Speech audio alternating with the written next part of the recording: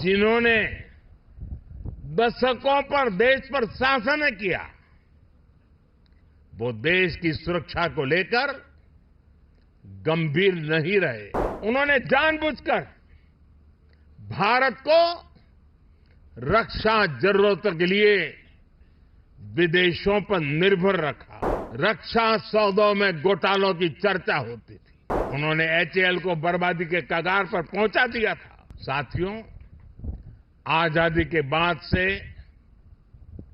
एक दुर्भाग्य ये रहा कि जिन्होंने दशकों पर देश पर शासन किया, वो देश की सुरक्षा को लेकर गंभीर नहीं रहे। हालत ये थी कि आजादी के बाद देश का पहला बड़ा घोटाला सेना में खरीद के दौरान ही हुआ।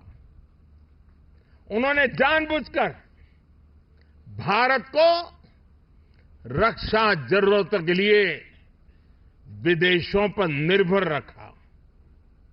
आप जरा 2014 से पहले की स्थिति याद कीजिए। तब क्या चर्चा होती थी? तब रक्षा सौदों में घोटालों की चर्चा होती थी। दशकों तक लटके रहे रक्षा सौदों की चर्चा होती थी। सेना के पास इतने दिनों का गोला बारूद बचा है, ऐसी चिंताएं सामने आती थी। उन्होंने हमारी ऑर्डिनेंस फैक्ट्रियों को बर्बाद कर दिया था। हमने इन्हीं ऑर्डिनेंस फैक्ट्रियों को जीवनदान दिया, उन्हें 7 बड़ी कंपनियों में बदला। उन्होंने एचएएल को बर्बादी के कगार पर पहुंचा दिया था।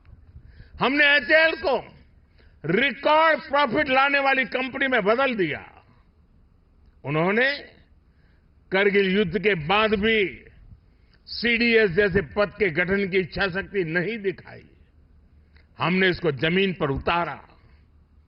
वो दशकों तक हमारे वीर बलिदानी सैनिकों के लिए एक राष्ट्रीय स्मारक तक नहीं बना पाए।